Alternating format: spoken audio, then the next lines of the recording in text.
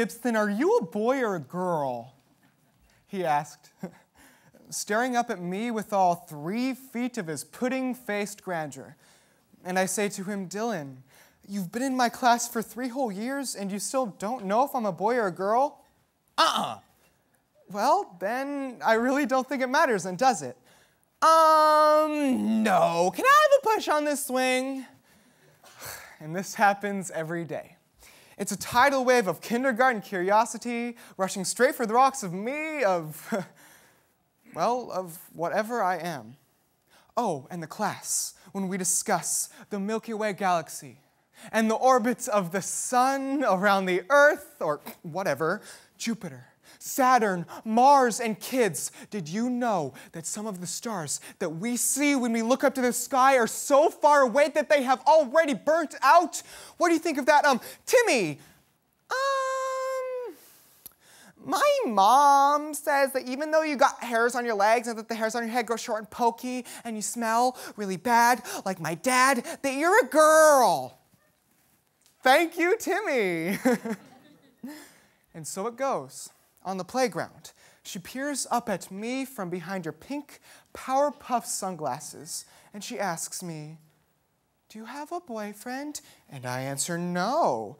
To which she replies, oh, well then, do you have a girlfriend? And I answer no. But if by some miracle, 20 years from now, I ever actually finally do, I'll definitely bring her by to meet you. How does that sound? Okay, can I have a push on the swing? And that's the thing. They don't care. They don't care. Us, on the other hand, my own father, sitting across the table at Christmas dinner, gritting his teeth over his still full plate, his appetite ripped away by the intrusion of my haircut. What were you thinking? You used to be such a pretty girl. And frat boys, drunken, screaming, leaning out to the sides of their daddy's SUVs. Hey, are you a faggot or a dyke? And I wonder what would happen if I met up with them in the middle of the night. But the best, oh, the best is always the mother at the market, sticking up her nose as she pushes aside her daughter's wide eyes and whispers, don't stare. It's rude. And I just want to say to her, listen, lady, the only rude thing I see here is your paranoid parental hand pushing aside the best education on self that little girl is ever going to get, living with your Maybelline lips, your Stairmaster hips, your synthetic kiwi vanilla-smelling beauty. So why don't you take your pinks and your blues and your boy-girl rules and shove them in that cart with your frickin' issue of Cosmo? Because tomorrow, I start my day off with 28 minds who know a hell of a lot more than you do. Oh, and if I show up in a pink frilly dress, those kids won't love me anymore or less. Hey, are you a boy or are you a... You know what, never mind. Can I have a push on the swing? And someday, y'all, when we finally grow up, it's all going to be that simple.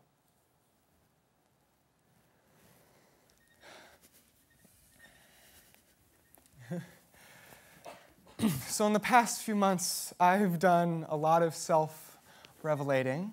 It all started after I won the state tournament for speech with a poetry program about gender identity and gender stereotypes. And I was excited because I was the first person from my school to ever be a state champion in performing art. And then, just like the cherry on top, I was selected for the best of the best speech showcase. And it was an amazing feeling because that meant that I had another opportunity to share my speech with the world. But then, the Nebraska State Activities Association contacted me. And apparently, they felt that my poetry program was inappropriate and that Nebraska wasn't ready to hear it. And I took it personally. because I thought the program was completely about myself. I thought it was about my story and my struggles and how some people have chastised me because I'm feminine or I act gay. But then people heard about me.